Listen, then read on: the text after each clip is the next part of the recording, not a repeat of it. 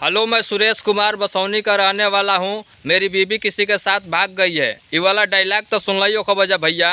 तो का हलवा आशा करो तनी के मस्त होकर बजा और स्वस्थ होकर बजा। तो भाई लोग यही डायलॉग से मैंने भाई वायरल भई रहना, इतना ज़्यादा वीडियो चलल, इतना इनकर वीडियो पर लोग मजा लियल कि मैं बड़ा भाई इतना मशहूर हो गई ना, इतना फेमस हो गई ना कि हर यूट्यूबर चाहे मीडिया वाला लोग मैंने पहुँचत न जा इनकरा लगे इनकर इंटरव्यू लेता न जा। बहुत मजा आवेला इनकर वीडियो देखला के बाद भाई। तो हम कहम कि पहले इनकर वीडियो देखा जा। हालांकि पुरान वीडियो हम उठैले बनी सोशल मीडिया से इनकर वीडियो। हालांकि हमके ही नहीं के पता कि भाई के मने ए बार चैनल बनल हो कि ना बनल हो। तो इनकरा लगे बहुत लोग पहुँचेला। तो भाई लोग पहले इनकर वीडियो देखे जा, तब मजा आई कि कितना इनकर वीडियो में मजा आवेला। हेलो, मैं बसौनी का रहने वाला सुरेश कुमार बोल रहा हूँ।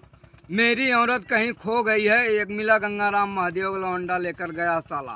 जहिया पाएंगे उसकी माँ चोद देंगे। ढूंढ के लाने वाले उनका महतारी का टिंगा फाड़ दे। ढूंढ के लाने वाले इहो बताई थे माँ कसम माँ डारा दिमाग खसका भाई।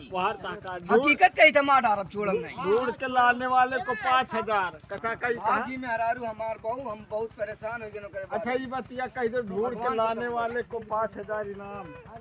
5000 इनाम दे कचाका आई बोलो जे ढूंढ के लाई ओके 5000 इनाम चंदा मिला के जे हमरे औरत के ढूंढ के लाई वो का हम 5000 नगद नहीं यार उतना ज्यादा हो जाई। अरे चंदा मिला के हमरे दे दे मत चंदा मिला के कहा पैसा बात नहीं है।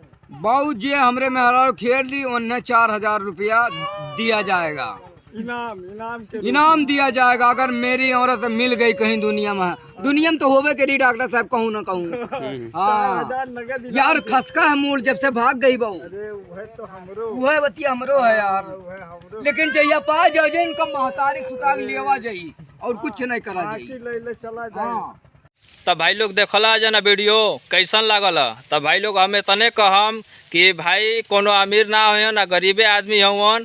इनकर भाई पहरावा चाहे कुछ भी देख के मैंने हम कहत नहीं कि अमीर ना हो सके ना। आज जे भी इनकर वीडियो मैंने बनावे जाता भाई हम विनती करम कि कभी भी गरीब के मदद करे के चाही तो भाइयों के कभी भी जालो तो मदद कर दियल कर जा।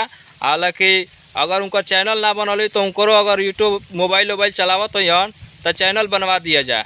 तो भाई लोग अगर हमारे यूट्यूब चैनल का सब्सक्राइब अगर ना कैले होखब जा तो हमारा भी चैनल का सब्सक्राइब कर जा। और हाँ, हमारा चैनल पर 200 सब्सक्राइबर मैंने हो गई बना जा। और उन लोग के दिल से धन्यवाद जे भी हमारा का सब्सक्राइब कैले बा, हमारा वीडियो का देखले बा।